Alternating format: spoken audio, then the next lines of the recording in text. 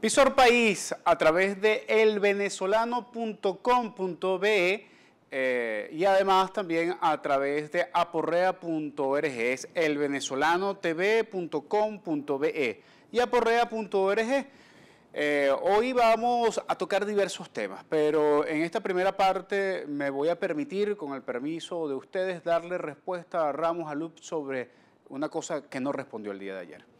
Recientemente, en una entrevista de Versión Final que fue replicada por El Nacional, como podemos ver, se toma el titular de que el PSUV negocia con Ramos Alup para poder generar un espacio de transición en el 2017. La realidad es que no afirmo en la entrevista de Versión Final que el PSUV negocia con Ramos Alup, sino que un sector del PSUV negocia con un sector de la Mesa de la Unidad Democrática representada por el señor Ramos Alup. A esta afirmación, entre tantas preguntas que se formularon en la entrevista, el día lunes en el programa de Vladimir Villegas, Vladimir le pregunta a Ramos Alup, como su entrevistado, sobre esta afirmación que hago. Y él, pues, de manera muy ligera, genera una serie de descalificaciones, improperios, sugerencias, incluso de análisis psicológico hacia mi persona, las cuales no pretendo responder, no voy a caer en el detalle. Te voy a decir, Ramos Alup, no me vas a provocar. En todo caso, lo que sí me parece curioso es que en los 5 minutos que le dedicaste a la respuesta, o menos de 5 que le dedicaste a la respuesta, no respondiste absolutamente nada. No fuiste capaz de desmentir de ninguna manera el asunto. Ramos Alup, que fue entrevistado por Globovisión, tal como vemos en la página de Globovisión, tocando varios temas sobre si Maduro quiere impedir que lo denuncie ante la OEA, o qué sé yo, otra cantidad de informaciones que tocó, en ningún momento desmintió la afirmación que hago en relación con la negociación que hoy existe. Y sabes muy bien, Ramos Alup, que mi información es de primera mano, es de buena fuente, es de personas allegadas a ti. Yo no utilizo patriotas cooperantes, no. Yo utilizo gente que está molesta con lo que estás haciendo en el marco de la Mesa de la Unidad Democrática y en el marco de la oposición venezolana.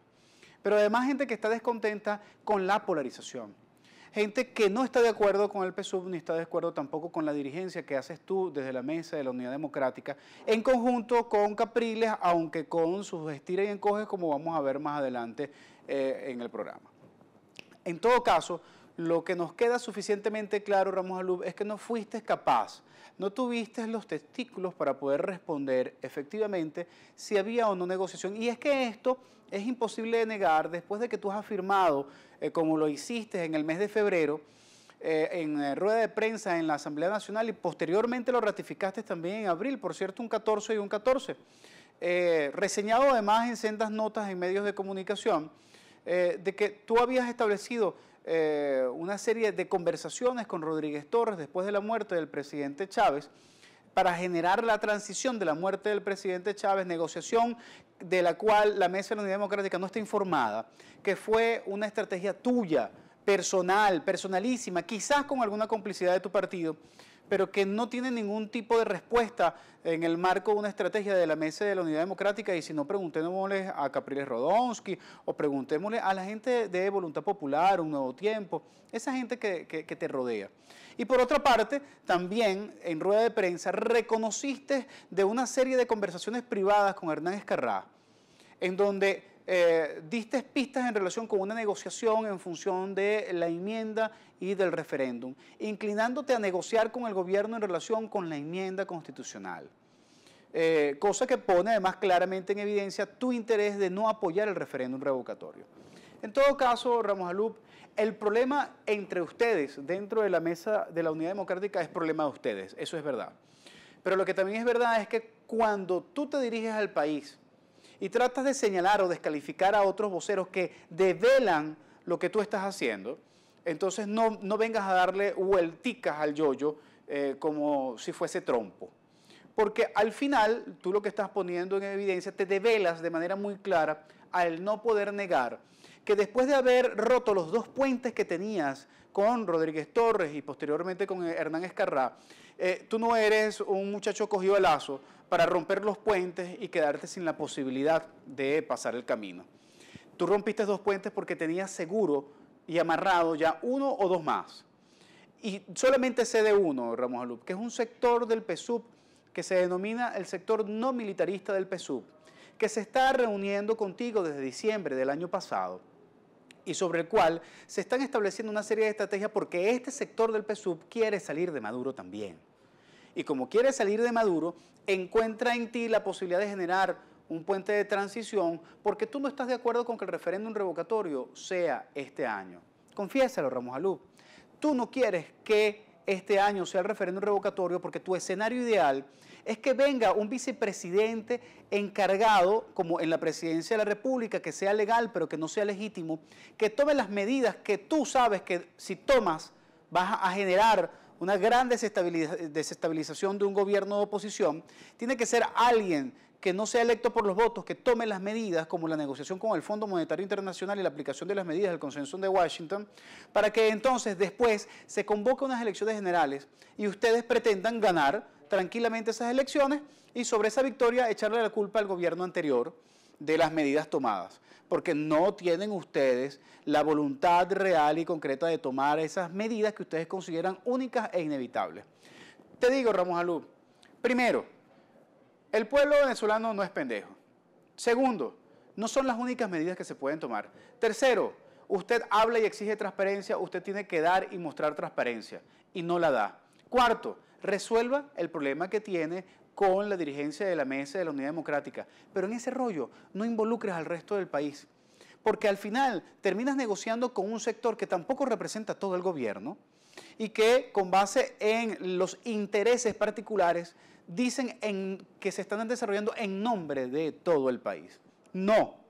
Y además, el otro grave problema, y con esto cierro, toda negociación política es fundamental y necesaria para salir de cualquier crisis. El problema no es la negociación, sino que se haga debajo de la mesa, como a ti te encanta, Ramos Alup. En esa sombra que genera la mesa, a ti te encanta moverte solapadamente para poder hurgar en función de tus intereses y de los intereses de Acción Democrática, pero no en los intereses ni de la Mesa de la Unidad Democrática y mucho menos del país.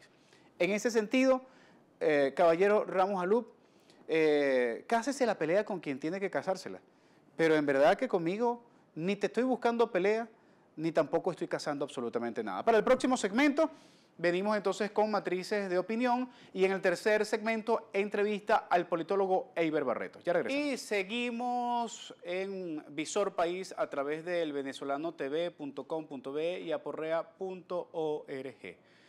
Vamos a analizar algunas matrices de opinión y vamos a combinar exactamente lo que habíamos hablado en la editorial con la más reciente postura de Capriles Radonsky. Vemos en el portal Noti Total que Capriles se las canta a la MUD, o se montan o se encaraman, se necesitan acciones.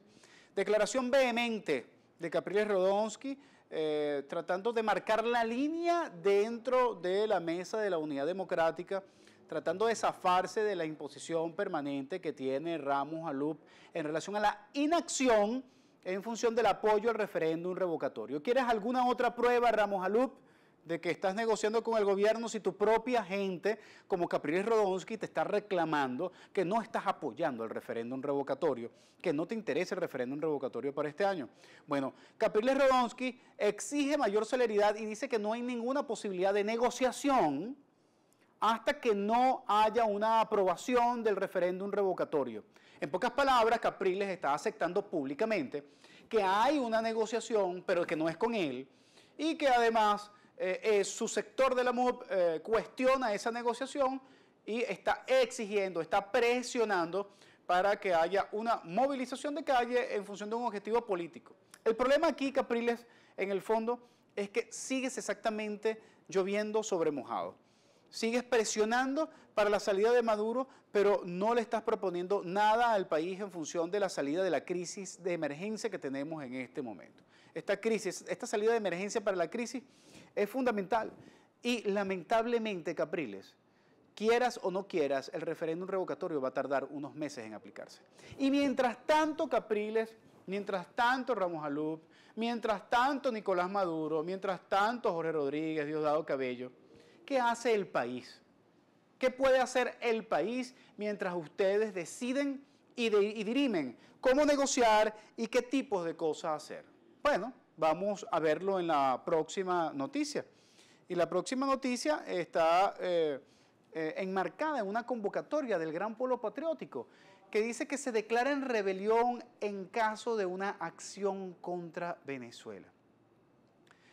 Señores del Gran Polo Patriótico, les informo, en el país hoy hay una rebelión y la rebelión es contra el gobierno y la rebelión es contra la dirección de la Mesa de la Unidad Democrática y la rebelión es contra los políticos corruptos, la rebelión es contra el 1% que concentra la riqueza del país versus el 99% del país que hoy está haciendo colas de miseria, colas de hambre.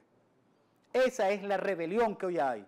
La rebelión está en la calle todos los días, un promedio de 1.5 saqueos diarios en este año. Eso es una rebelión popular. Hoy hay una rebelión, señores del Gran Polo Patriótico, y el pueblo no va a esperar a que ustedes decreten una rebelión, y mucho menos una rebelión antiimperialista, porque lamentablemente, aún a pesar de que sabemos que hay factores injerencistas en Venezuela que están lacerando las condiciones sociales, tenemos un gobierno que es más indolente y más miserable, que facilita y da todas las condiciones para que el imperialismo hoy esté triunfando. Entonces no me vengan a convocar una rebelión contra el imperio, cuando la rebelión tiene que ser una rebelión como la que está sucediendo hoy, contra el hambre, contra la miseria, contra la mengua, contra la crisis, contra los bajos salarios. Hoy hay y sigue habiendo una rebelión. Estamos en un proceso revolucionario, nuevamente.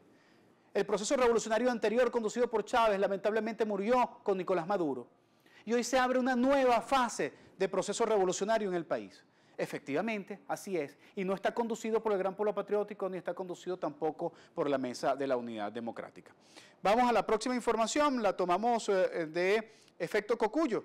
Vemos, con 1.000 bolívares se pasó de comprar carne o queso a solo 2 galletas Susi. La información podría ser mucho más gráfica en este sentido, le recomendaríamos a Efecto Cocuyo. Con 500 bolívares compras una galleta Susi y eso equivale al salario mínimo diario de un trabajador. O sea, la gente está trabajando hoy diariamente para comprarse una galleta. ¿Hay motivos para una rebelión o no hay motivos para una rebelión? ¿Está esperando el Gran Polo Patriótico qué rebelión?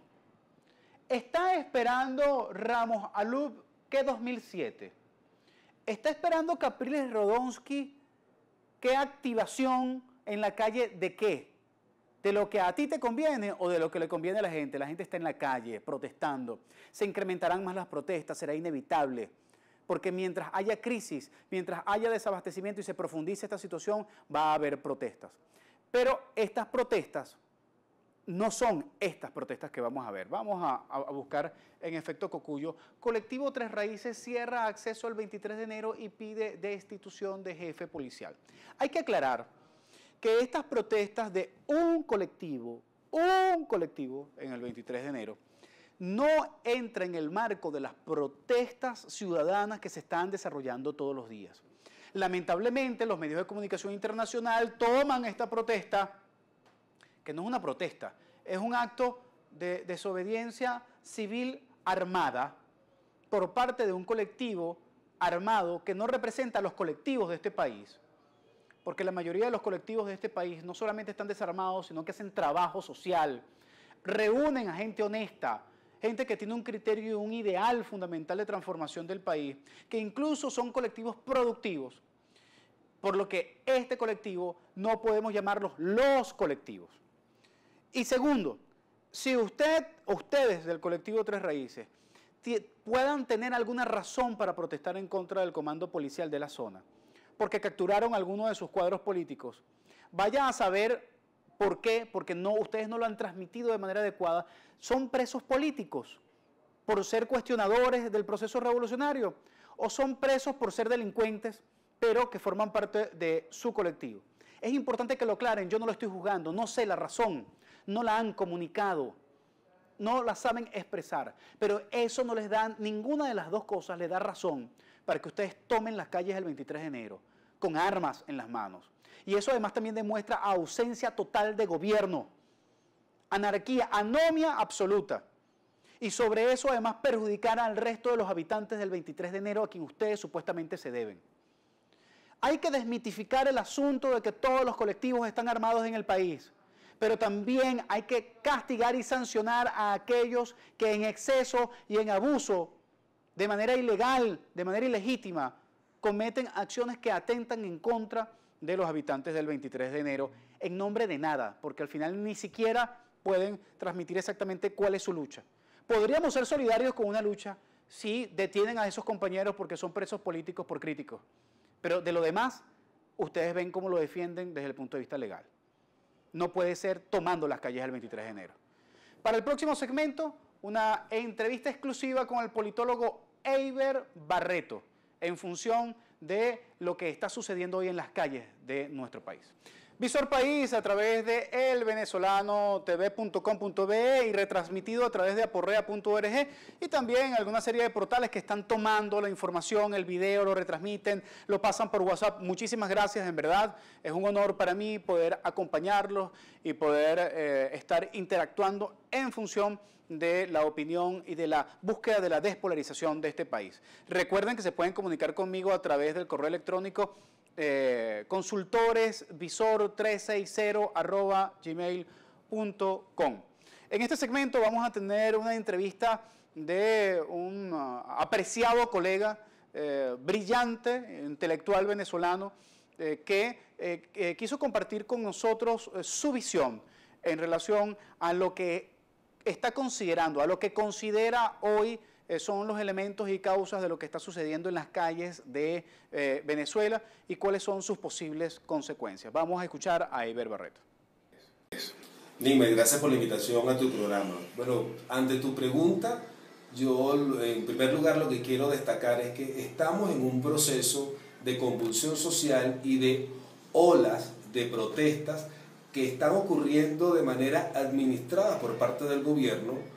Pues ya sabemos que el gobierno desde hace un tiempo anunció que las colas, donde precisamente podía generarse todo el caldo de cultivo de protesta, estaban siendo infiltradas y controladas por partidarios del PSUV. Y esto con la intención de anular, neutralizar cualquier tipo de expresión ferviente al calor de las horas y del cansancio, de la frustración de las personas, que pudiera animar a los demás a protestar. Tenemos un proceso de saqueos, de asaltos a gandola, supermercados, centros de acopio de consejos comunales en diferentes estados del país.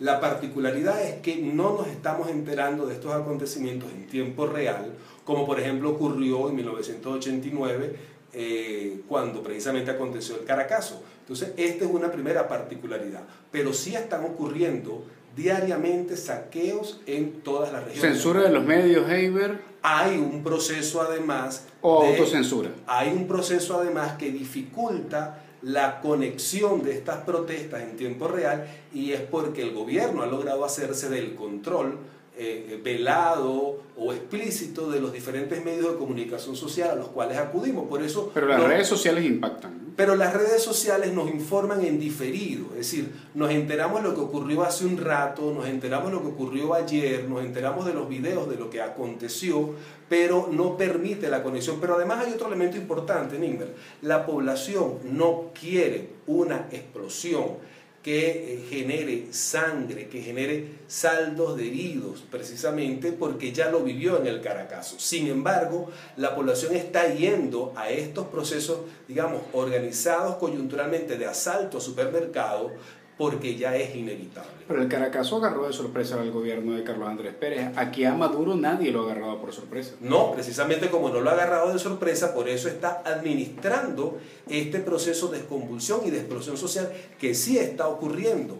Ahora, Tal vez lo que todos estábamos temiendo era ese gran caracazo que pudiera volver a ocurrir, pero tanto el gobierno y las élites políticas han aprendido de lo que ocurrió en el 89, como también la población alberga un gran temor sobre los saldos lamentables que puede generar una explosión de ese tipo. Pero entonces la tecnología aplicada por parte del gobierno con una visión a priori de prevención de los incidentes o el desarrollo de la violencia por parte de lo que puede generar la escasez de alimentos, trae como consecuencia una disipación del impacto de lo que podría ser esta movilización social que estamos viviendo hoy. Sí, el gobierno ha logrado un exitoso control, una exitosa administración de estos sucesos que están aconteciendo en todas partes del país, pero vuelvo y reitero, Nigmer, por otro lado, la población no quiere una explosión a gran escala que genere los saldos lamentables que se generó en 1989. No hay imperialismo, no hay organizaciones por parte de la oposición que estén buscando la alteración del orden público, no hay una búsqueda de la subversión del orden, hay una generación espontánea, no hay una organización política que esté detrás de todo lo que está pasando hoy en Venezuela. Es posible que estén concursando diferentes factores que están jugando a favor de la desestabilización en este momento de la sociedad venezolana. Pero es importante recordar que, por ejemplo, la salida por la cual optó la oposición hace 2 años no generó estos efectos, pero ahorita sí estamos viendo una convulsión, lo cual demuestra lo que hemos podido notar a lo largo de la historia. A la lucha de clases no se va por voluntad, no se va de manera espontánea, se va porque es inevitable, y la gente está saltando supermercados, gandolas, centros de acopio, de consejos comunales, porque ya le es inevitable, ya no teme perder nada, sobre todo porque no está teniendo los alimentos básicos y elementales que llevarles a sus hijos, a sus infantes, a sus adolescentes, a sus personas. ¿La gente está peleando hoy por salir de Maduro o por tener un paquete de harina pan? La gente está peleando por lograr restablecer la calidad de vida que tuvimos durante buena parte de los años del gobierno del presidente Chávez. ¿Conquistas de Chávez o del pueblo? ¿Cómo? ¿Conquistas de Chávez o del pueblo? Fueron conquistas del pueblo junto con un Chávez que respondió y sintonizó con ese pueblo, y que precisamente ahorita es la disonancia que sentimos, que percibe el pueblo y que genera gran frustración al ver la distancia entre el discurso y el actuar del presidente Nicolás Maduro y lo que el pueblo realmente está necesitando, y cómo se ha venido degenerando todas esas conquistas socioeconómicas que se habían logrado con el presidente Chávez, cómo se han venido degenerando en el poco tiempo que tiene el presidente Maduro en la primera magistratura. Por último y muy breve, ¿tiende a empeorarse la situación o hay esperanza? Bueno, las esperanzas como una entelequia podemos tenerlas, pero cuando vemos los números y vemos el saldo de lo que estamos pagando de deuda externa venezolana y la reducción del presupuesto de importación de alimentos e igualmente de medicina, pues el panorama que se avecina es lamentablemente más crítico. Gracias, Heiber. Bueno, veíamos a Heiber Barreto, politólogo, magíster en ciencias políticas, quien nos facilitaba un poco el análisis poniendo los puntos sobre las IES en relación a lo que son los elementos que están causando y generando hoy esta rebelión de la gente como consecuencia de la ausencia de medicamentos y de la ausencia de alimentos en la calle. La gente no está peleando porque salga Maduro. Ahora, si sale Maduro, la gente podría ver la posibilidad o la esperanza de que se destrancara el juego.